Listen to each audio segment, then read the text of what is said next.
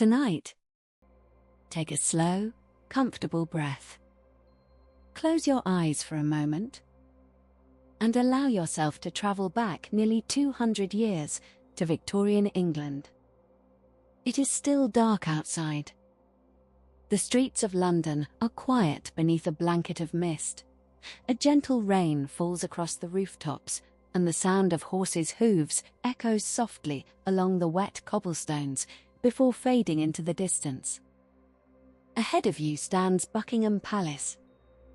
Its great stone walls seem peaceful, almost asleep. Most of the city is still dreaming. The lamps burn low. The windows are dark. And from the outside, nothing appears to be moving at all. But appearances can be wonderfully deceptive.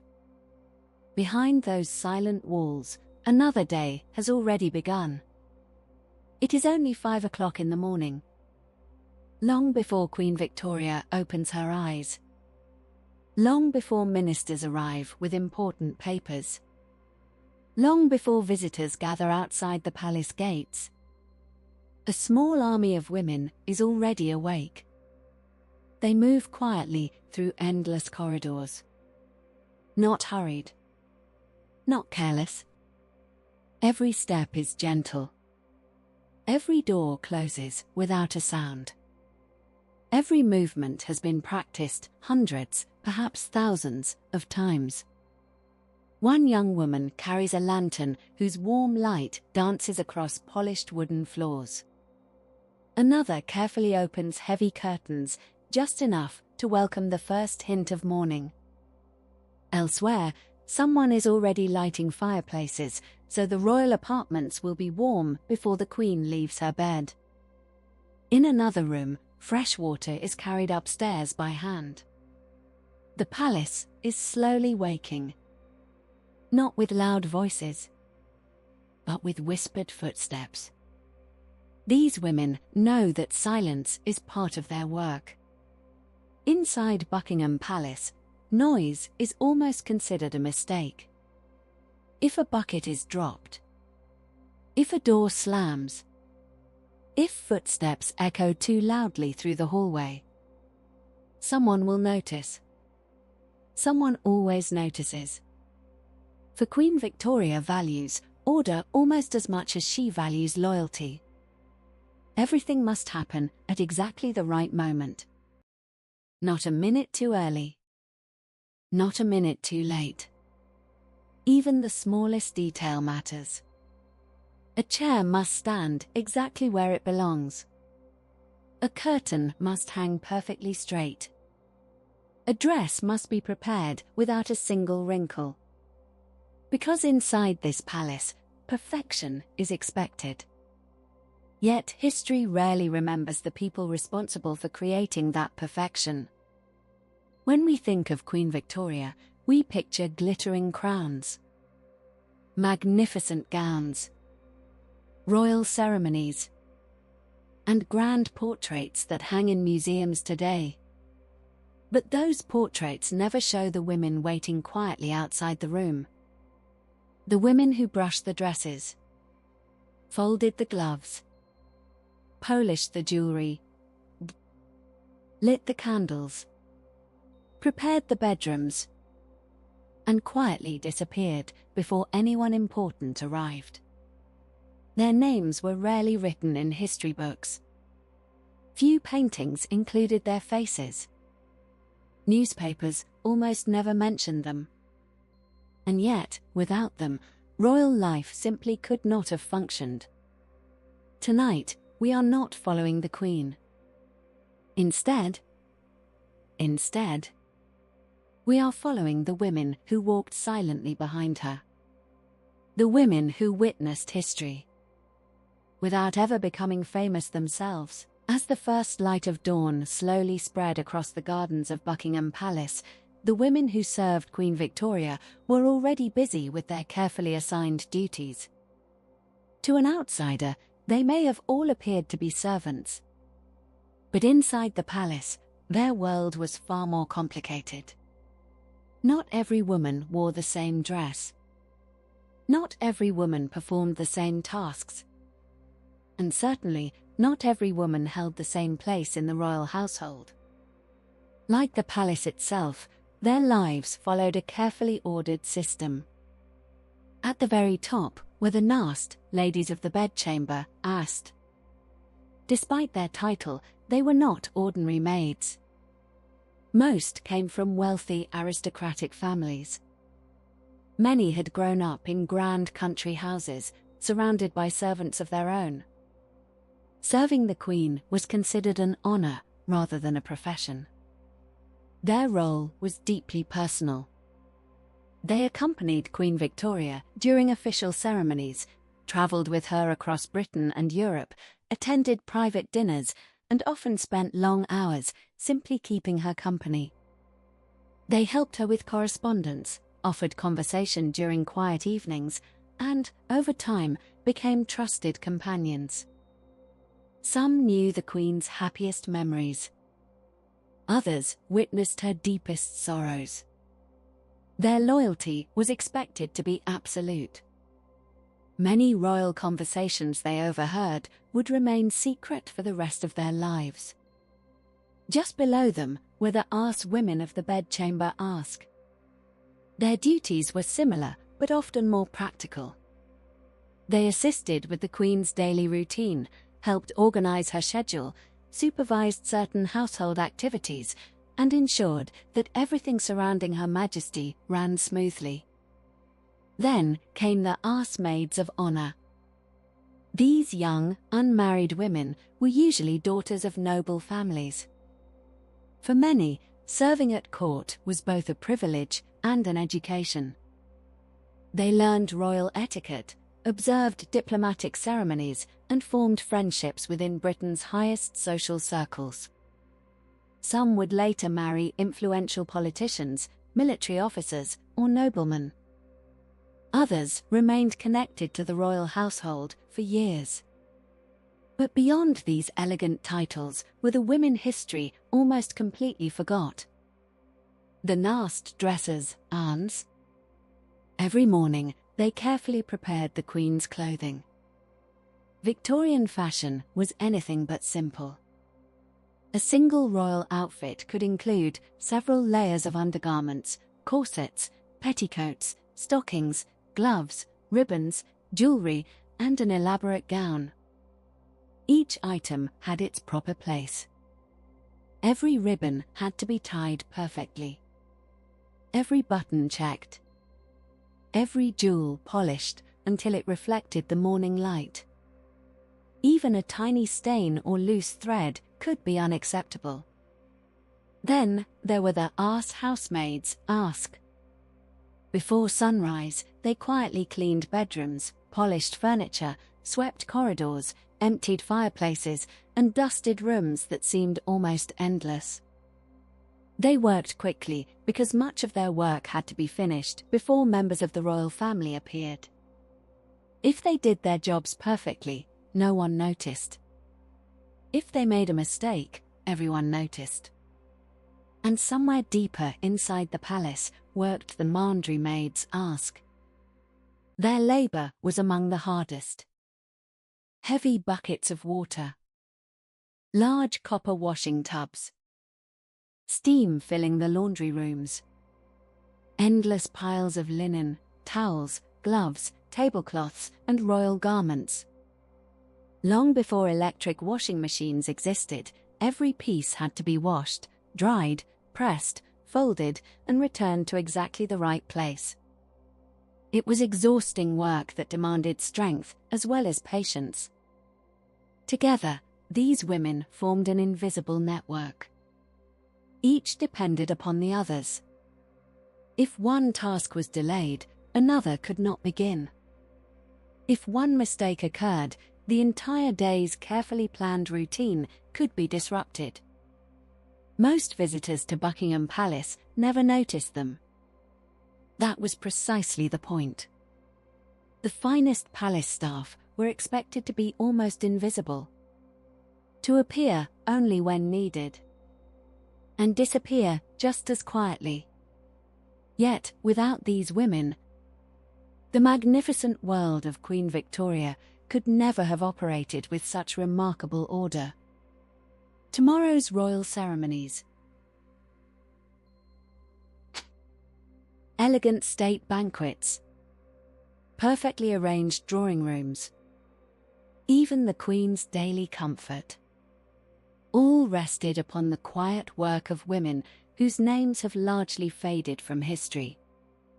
And as the palace clock continued its steady march toward sunrise, their busiest hours were only just beginning. The palace clocks quietly strike 6. Outside, London is finally beginning to wake. Shopkeepers slowly unlock their doors. Carriages begin rolling through the damp streets. A thin layer of morning fog still lingers over the garden surrounding Buckingham Palace. Inside, however, several hours of work have already been completed. For the women who serve the Queen, the busiest part of the day often begins before most people have even opened their eyes. Imagine following one of these young attendants as she walks through the palace corridors. She has likely been awake since before dawn. There is no rushing, no loud conversation, only the soft rustle of long skirts and the gentle sound of leather shoes against polished wooden floors.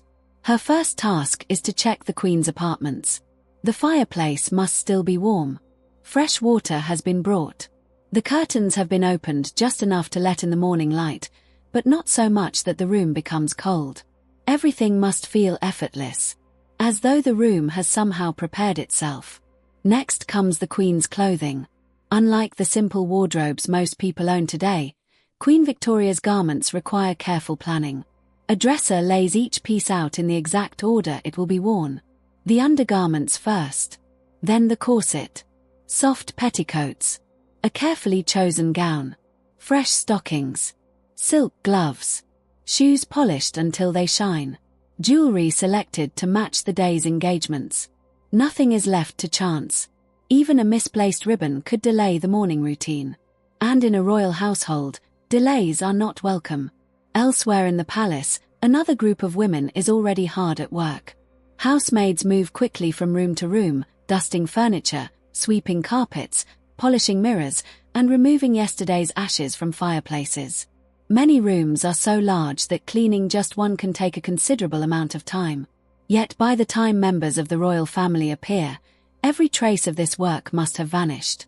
The palace should seem naturally spotless, almost magical. As the morning continues, letters begin arriving. Queen Victoria was known for writing and receiving an extraordinary number of letters throughout her life. Boxes filled with correspondence arrive from ministers, family members, military officers, foreign rulers, and friends. Trusted attendants carefully organize these papers before they reach the Queen. Some letters require immediate attention. Others are placed neatly aside for later. Every document has its place. Around midday, preparations begin for visitors. Perhaps an ambassador has arrived. Perhaps a member of parliament. Or maybe a close relative has come to spend the afternoon. Whatever the occasion, every drawing room must appear flawless. Flowers are refreshed. Curtains are adjusted. Tea services are arranged with remarkable precision. Fine china is placed carefully upon silver trays. Nothing should distract from the dignity of the occasion. Throughout all of this, the women remain almost invisible. They enter quietly, complete their task, and leave before conversation begins. Their greatest success is often measured by how little anyone notices them. Later in the afternoon, if the Queen is preparing for a carriage ride or a public engagement, another transformation begins. A different dress may be required. Different gloves. Different jewelry. Perhaps even a different hairstyle. Victorian fashion demanded patience. Changing clothes was not a matter of minutes. It could take much longer, with several attendants working together to fasten buttons, smooth fabric, adjust lace, and secure delicate ornaments. Every detail reflected the dignity of the crown. As evening approaches, the pace changes once again. Dinner preparations begin. Candles are lit one by one throughout the palace. Before electricity became common, hundreds of flames illuminated Buckingham Palace each night. Keeping them burning safely required constant attention. Some attendants spent much of the evening simply replacing candles that had burned too low. Others quietly carried fresh lamps through dark hallways. Their work was endless. When the royal family finally retired for the night, the palace did not immediately fall asleep. Beds were prepared, clothing carefully folded, jewelry returned to secure cabinets, shoes cleaned, curtains drawn, the fires checked one last time, rooms made ready for another day that would begin in only a few short hours. For many of these women, sleep came long after the Queen had gone to bed. And before dawn arrived, they would begin the entire routine again. Day after day, month after month, year after year, their lives followed the steady rhythm of the palace itself. Quiet, orderly, predictable, and almost entirely unseen. Yet behind every perfectly arranged royal portrait, behind every magnificent ceremony, and behind every graceful appearance of Queen Victoria, stood dozens of hard-working women whose careful hands made it all possible. Life inside Buckingham Palace was not only about hard work. It was also about discipline. Every hallway, every staircase, every drawing room, operated according to rules that had been carefully followed for generations. For the women who served Queen Victoria, these rules shaped almost every moment of the day. Some were written in official household instructions. Others were never written down at all. Instead, they were passed quietly from one servant to another, like traditions that everyone simply understood. One of the most important rules was silence. The palace was never expected to be completely silent, of course. Doors opened. Floors creaked. Footsteps echoed through the long corridors. But unnecessary noise was discouraged. A loud laugh, a slammed door, or hurried footsteps could attract unwanted attention. Experienced attendants learned to move so gently that they seemed almost invisible. Another rule was punctuality. In Queen Victoria's household, time mattered enormously. Breakfast, audiences, carriage departures, formal dinners, and evening routines all followed carefully planned schedules. If one person arrived late, many others could be delayed as well. A dresser who was only 5 minutes behind schedule might unintentionally affect the Queen's entire morning. For that reason, clocks were watched closely throughout the palace. There was also the matter of appearance. Even though many of these women worked behind the scenes, they were still expected to look neat, clean, and respectable. Uniforms had to be spotless. Hair had to be tidy. Shoes had to be polished. A servant represented not only herself, but also the dignity of the royal household. Then there was etiquette. Knowing how to behave around royalty was just as important as knowing how to perform one's duties. An attendant did not interrupt the Queen unless spoken to. She addressed Her Majesty with proper titles. She stood where custom required. She entered rooms at the appropriate moment and quietly withdrew when her presence was no longer needed. These customs may seem formal today, but in Victorian Britain, they reflected respect, order, and tradition. Perhaps the most serious rule of all involved discretion. The women who worked closest to Queen Victoria witnessed moments that few people outside the palace would ever see. They saw private family conversations. They observed disagreements. They watched celebrations. And sometimes, they witnessed great sadness. Yet they were expected to remain completely silent about everything they experienced. Royal privacy was considered sacred. Sharing personal information outside the palace could destroy a servant's reputation forever. Trust, once lost, was almost impossible to regain. Mistakes, even small ones, could carry real consequences. Imagine accidentally placing the wrong dress out for an important ceremony, or forgetting a pair of gloves before a royal journey. Perhaps a valuable piece of jewelry was misplaced, or an important letter delivered to the wrong room. Such errors might seem minor, but inside Buckingham Palace, where every detail reflected the crown itself, even small oversights could be taken seriously. Some women received stern warnings. Others found it difficult to earn back the confidence of their superiors. And in some cases, a servant's employment simply came to an end. Yet despite these demanding expectations, many women remained in royal service for decades. Why? Partly because serving the Queen was considered an honorable position. For women from noble families, It was a mark of distinction. For domestic servants, it offered steady employment, respectable accommodation, and the opportunity to work at the very heart of the British monarchy. Many formed close friendships with one another. Living and working together for years created quiet bonds that rarely appeared in official records.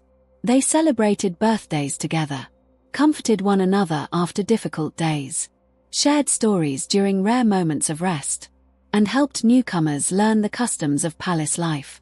In many ways, these women created a small community hidden within one of the most famous buildings in the world. Visitors admired the grand staircases, the glittering chandeliers, the magnificent paintings. But behind every polished surface stood countless hours of careful effort, guided by discipline, patience, and quiet professionalism. The palace appeared effortless only because so many unseen women worked tirelessly to keep it that way. As evening settled once more over Buckingham Palace, the rules remained unchanged. Tomorrow, every curtain would open at the proper time. Every room would be prepared. Every candle would be lit. And every woman would once again carry out her duties with the same calm precision that had become the rhythm of palace life. For in Queen Victoria's world, excellence was rarely loud. It was quiet, steady, and almost invisible. To the millions of people who lived across the British Empire, Queen Victoria seemed almost larger than life. Her face appeared on coins and postage stamps. Her portraits hung in government buildings, schools, and homes. She represented the strength and stability of an empire that stretched across continents. But behind the glittering crown, behind the grand ceremonies, and beyond the walls of Buckingham Palace, there was also a woman with ordinary habits, personal routines, and very human emotions. It was the women closest to her who witnessed this quieter side. Each morning, Queen Victoria preferred her day to begin in an orderly way. She appreciated routine. She disliked unnecessary delays. And she expected the household around her to function with quiet efficiency. For her attendants, this meant that everything needed to be prepared before it was ever requested. Her clothes, her writing desk, her correspondence, even the smallest personal items had to be exactly where she expected them to be. If everything was in order, the morning flowed peacefully. If something was missing, it was noticed almost immediately. Victoria was known for having a remarkable memory. She often remembered faces, conversations, and small details that others had long forgotten. This meant that her attendants could never assume that a mistake would go unnoticed. Yet those who served her faithfully also discovered another side of the Queen. She valued loyalty deeply. An attendant who earned her trust might remain close to her for many years. Some women became familiar companions, sharing long journeys by train or carriage, accompanying her on holidays to Windsor Castle, Balmoral, or Osborne House. During these quieter moments, conversation became easier. The formal distance between monarch and attendant sometimes softened, though never disappeared completely. The Queen enjoyed talking about her family. She took great interest in her children and grandchildren, often discussing their lives, their health, and their futures. She also loved receiving letters. Writing became one of the great routines of her life. Each day, stacks of correspondence arrived from politicians, military leaders, foreign monarchs, relatives, and friends. Trusted attendants carefully organized these papers, making sure nothing important was overlooked.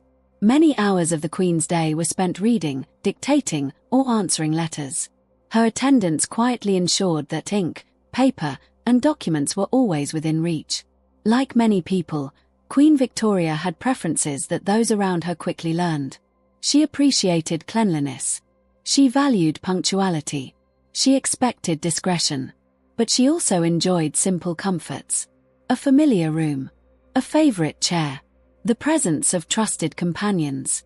These small routines brought stability to a life filled with public responsibilities. There were moments of warmth as well. Occasionally, the Queen shared a light-hearted remark. Sometimes she laughed during conversations with those she knew well. She could be affectionate toward loyal members of her household, especially those who had served faithfully over many years. Such moments were rarely seen by the public. Outside the palace, Victoria often appeared formal and reserved. Inside, the women closest to her saw someone far more complex. a devoted wife, a loving mother, a determined ruler, and, above all, a woman carrying enormous responsibilities. Of course, serving such a powerful person was never entirely easy. The Queen could become impatient if schedules slipped behind. She expected high standards. Carelessness disappointed her. Yet perfection was not demanded because of vanity alone. Victoria believed that the monarchy represented the nation itself. Every ceremony, every official meeting, every appearance before the public reflected not only upon her, but upon Britain as a whole. For that reason, she expected excellence from herself and from everyone around her. The women who served her understood this. They learned to anticipate her needs before she spoke. They noticed small changes in her mood. They could often tell, simply by the expression on her face, whether the day would be calm or difficult. After years of service, some attendants knew the rhythm of the Queen's life almost as well as their own. They celebrated joyful occasions alongside her. Royal weddings, family gatherings, the births of children and grandchildren. They watched moments of happiness unfold within the palace walls. But they also understood something the outside world could not yet see. No life, not even the life of a queen, remains untouched by sorrow forever. And before long, a tragedy would change Queen Victoria's world forever. When that day arrived, the women who had quietly stood beside her through years of routine and ceremony would become witnesses to one of the deepest periods of grief in British royal history. For many years, Buckingham Palace had been filled with a quiet but comforting rhythm. Every morning followed a familiar routine. Every royal engagement had its place. Every season brought its own ceremonies and celebrations. And at the center of that life stood Queen Victoria and her beloved husband, Prince Albert. To the public, they appeared to be the perfect royal couple. But inside the palace, the women who served them saw something even more remarkable. They saw genuine affection. Unlike many royal marriages of the past, Victoria and Albert's relationship was built on deep love and mutual respect. Whenever Prince Albert entered a room, the atmosphere often seemed lighter. He took an active interest in government, education, science, and the arts. He advised the Queen on political matters and helped organize many aspects of royal life.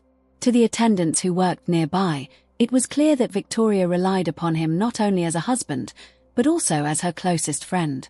Then came the winter of **1861**. Prince Albert had been unwell for some time. At first, many hoped that rest would restore his strength. Doctors visited frequently.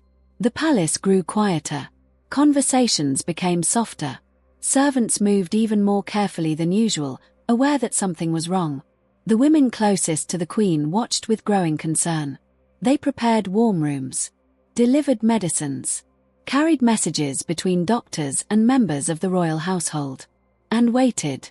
On the evening of December the 14th, 1861 **, Prince Albert died at Windsor Castle. He was only 42 years old. The news spread slowly through the royal residences. No loud announcements echoed through the halls. Instead, grief arrived almost silently. Those who witnessed that night would never forget it. Queen Victoria was devastated. The woman who ruled one of the largest empires in history suddenly became, above all else, a grieving wife. The attendants who entered her rooms no longer saw the confident monarch who presided over state ceremonies. They saw someone overwhelmed by loss. Someone who struggled to imagine life without the person she loved most. In the days that followed, the atmosphere inside the royal household changed completely. Heavy black fabrics replaced brighter decorations. Mirrors reflected faces filled with sorrow. Footsteps became even quieter. Voices dropped almost to whispers. It was as though the entire palace had entered mourning alongside its queen. The women serving Victoria found that their duties were no longer simply practical. They became emotional as well. Some arranged her mourning clothes each morning. Others quietly removed letters that caused painful memories. They prepared rooms where the Queen wished to be alone. And when she needed company, they remained nearby without saying very much at all. Sometimes, the greatest comfort was simply another person's silent presence. Queen Victoria's grief did not fade quickly. In fact, it lasted for the rest of her life. For decades, she wore black clothing almost every day. Prince Albert's rooms were preserved much as he had left them. His clothes continued to be laid out. His shaving water was prepared. His belongings were carefully maintained, almost as though he might return at any moment. To modern eyes, these rituals may seem unusual, but to Victoria, they were expressions of enduring love. Her attendants carried out these daily tasks with patience and respect. They understood that these routines offered the Queen a small measure of comfort. Many of the women who served her during these years witnessed moments the public never saw. They saw tears shed behind closed doors. They watched the Queen pause before Albert's portrait. They observed anniversaries marked with quiet reflection instead of celebration. Outside the palace, newspapers reported on politics, ceremonies, and public appearances. Inside, the women closest to Victoria witnessed something far more personal. They saw that even the most powerful ruler in the world could not escape heartbreak. The years passed. The British Empire continued to grow. Governments changed. New inventions transformed everyday life. Yet within the royal household, the memory of Prince Albert remained. The palace never quite returned to the cheerful place it had once been. For the attendants, these years demanded extraordinary compassion. Their work was no longer measured only by spotless rooms or perfectly arranged gowns. It was measured by patience, by loyalty, by knowing when to speak, and when silence was the kindest gift they could offer. History often remembers Queen Victoria as the famous monarch dressed in black. But few people remember the women standing quietly beside her. The women who carried candles through dark corridors. Who prepared mourning dresses year after year. Who offered comfort without asking for recognition. And who became the silent witnesses to one of history's longest periods of royal mourning. Sometimes, the greatest acts of kindness leave no record at all.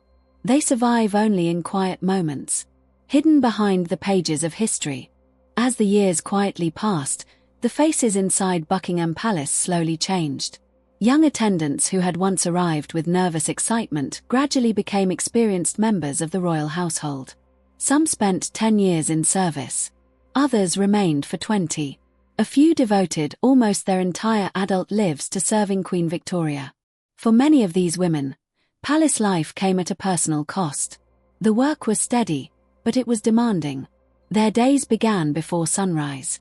They often remained busy until late in the evening. Free time was limited. Privacy was rare.